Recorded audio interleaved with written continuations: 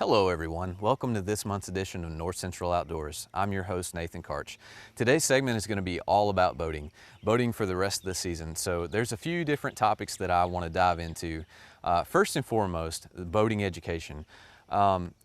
Everyone born after January 1st of 1989 is required by law to have a boating license. So just like you would have to have a driver's license to operate on the roadway, you need to have a boating license to operate on the waterways. So those born after January 1st of 1989, they've got to have that if they are operating a boat. Now, if you have somebody on board that possesses that, or they're grandfathered in, and what I mean by grandfathered in is those born before January 1st of 1989, they can accompany you and you can operate that vessel. But if nobody's present and you've got everybody on board that were born after that January 1st of 1989, they don't have that. Somebody's got to have it for you to operate that vessel. So I would encourage you to go online. Boated.com is a good resource. You can study all the material online and then go to a testing location. And you can find that on our website as well, all those testing locations. Usually a local public library will be a testing location. That's how I did mine. But I definitely encourage you also, if you're grandfathered in, to take it. There's a lot of useful material. Those that have never taken the course or have never operated a boat before, you're probably not familiar with the navigational laws and buoys, channel markers, hazards and stuff like that. So all of this course will have vital information on being able to learn what all that stuff means. It's the rules of the waterway. You would never think about driving a car and not knowing the rules of the road. We don't want to see that out on the waterways, because we see it all the time. People will rent a boat, never having driven a boat before, and they just go out, and if they see water, they think they're good to go. Well, there are certain channels, there's certain hazards, riprap where there's gravel bars, sunken logs and things like that you need to be aware of, and big sandbars. On Old Hickory specifically, you can go from an area where there's 50 foot of water to 2 feet of water just in a blink of an eye. So need to be aware of that. There are some good tools that you can get on your phone. Navionics is the one thing that we refer to that will give you basically all the topography of the waterway that you're going to be on. It will tell you the channels, all the buoys, all the hazards and stuff like that. So I encourage you to get Navionics. I think it's about $10 for a subscription, and it's a yearly thing. We use it on all of our monsters. We have it on our phones, and it's a fantastic tool. So that is the Navionics app.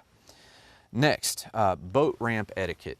So the one thing that I want to say about boat ramp etiquette is make sure before you pull up to the actual ramp and you're starting to launch your boat, make sure you got everything ready to go, everything in the boat already. Don't pull up on the ramp and then have to unload everything into the boat or unload everything after you've taken out for the day.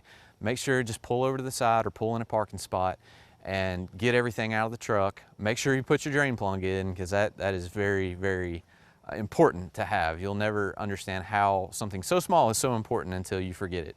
I've been guilty of that. But put your drain plug in, make sure that all your lights and stuff are working, your bilge. If you're planning on staying after dark, make sure that you have proper working lights, and then you're ready to launch your boat. And the same with taking out. Make sure that you pull into a parking spot or out of the way. Just be respectful and courteous of other boaters trying to take in and out. The next thing that I want to cover is basically our state checklist, or safety checklist. So the U.S. Coast Guard has a different safety checklist. It's a lot more in depth, but this is just the state requirements that we're after.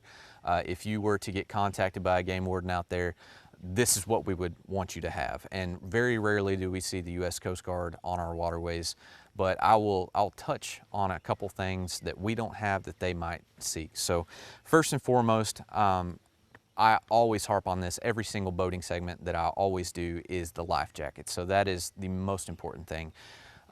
Everybody needs to have a life jacket that fits them, is comfortable, and readily accessible in an emergency situation.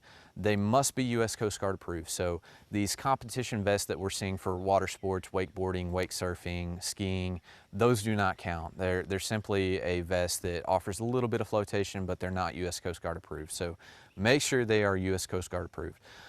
Those children that are 12 years of age and under have to be in a life jacket at all times when the vessel is underway. So if you're simply afloat out in the middle of the river or lake, you've got to have those children in a life jacket. If you are moored or at anchor, those are the only exceptions when they can be out of that life jacket. So if you're 13 or over, don't have to be in them, but 12 years of age or younger have to be in a life jacket at all times while the vessel is underway.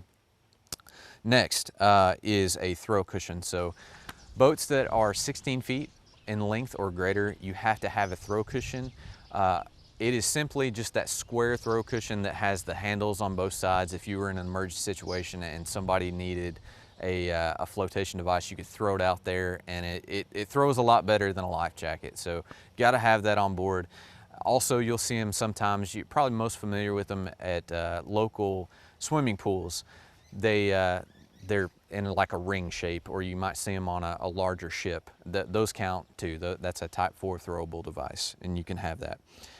Next, if you're going to be out after dark, make sure you have working navigation lights. That is your red and green and all around white light.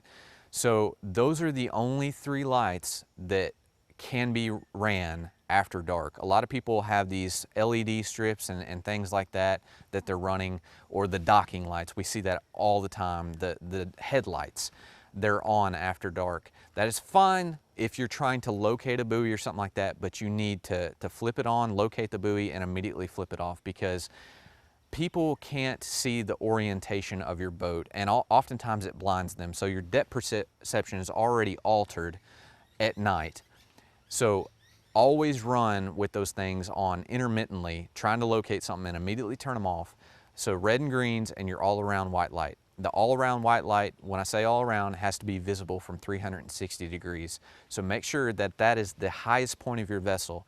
There are many manufacturers out there that have bimini tops with the stern light on them. Well, when they are collapsed, it is no longer the highest point, and the visibility is restricted, and you can't see it. So I encourage you to, if you have one of those, or you plan to collapse your bimini or something like that, make sure that it is visible from 360 degrees. And that just protects you from a collision. There's not a whole lot of ambient light out there on a dark night. You know, you don't have street lights or anything like that. So if you're just blacked out, a vessel coming, 50 miles an hour in a bass tournament or something like that might not see you, or they might not have enough time to avoid that collision. So please have those lights on at all times. The next, and we want to greatly encourage this because we see so much alcohol out on our waterways, is always have a sober operator. Have a designated person that is comfortable operating that vessel. They know how to operate that vessel.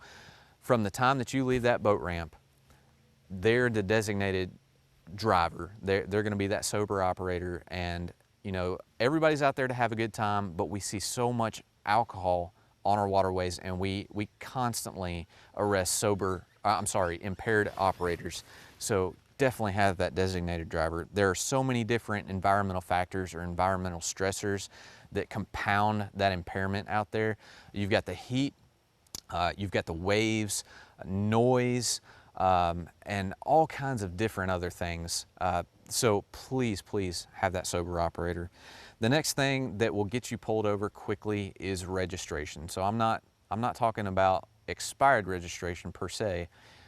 Registration in the state of Tennessee and all around the country on a boat has to be 3-inch block letters. So this fancy cursive writing that looks so elegant and stuff like that, you can't have it.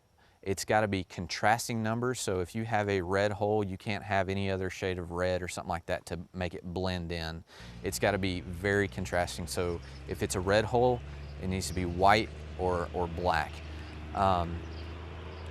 We see this oftentimes on these camouflage boats. They have black lettering. You can't see them.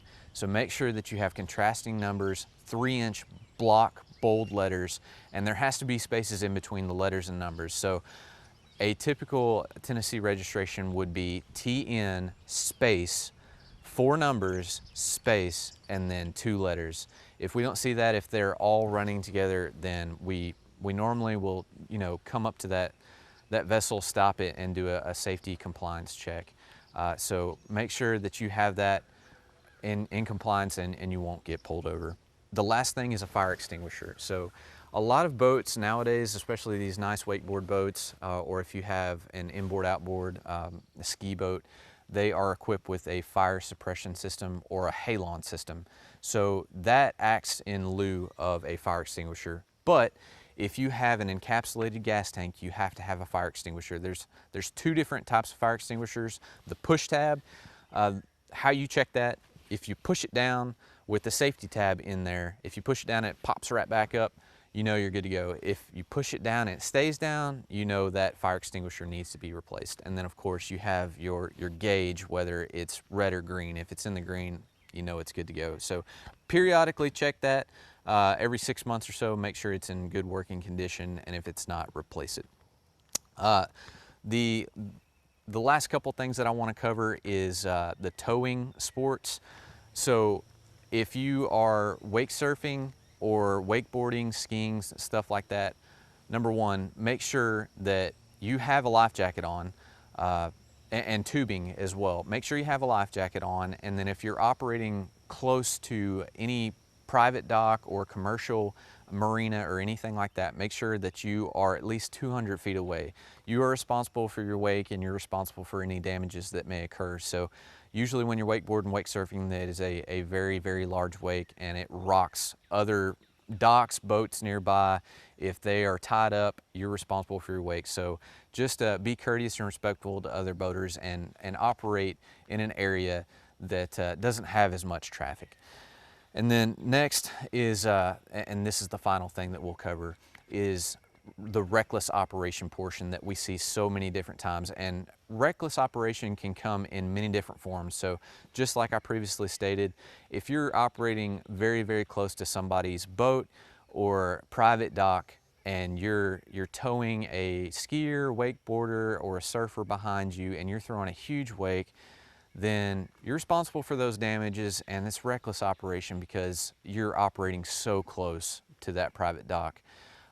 Also, we see a lot of times on rental pontoons with the slides, people will be on those slides when you're underway, or they'll be on the top sunning deck, and they'll be standing up outside the railing, or they'll standing on the bow outside the railing, or in the very back, right next to the motor, and the prop is spinning, and they're standing right next to it. That is reckless operation. So the operator, the captain of that vessel, is responsible for everyone on board. So if we encounter that, even though you might not know it's occurring, you need to periodically check what everybody on board is doing, because you're ultimately responsible, and you are the one that will suffer the consequences.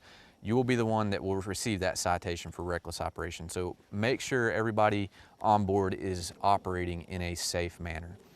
And that wraps it up for this month's edition of North Central Outdoors. I encourage everybody to get outdoors on the waterways, launch your boat, participate in some of these water sports, or just get out on the water and relax and have a good time and enjoy nature. Please, first and foremost, be safe, always have a sober operator, and we'll see you next time.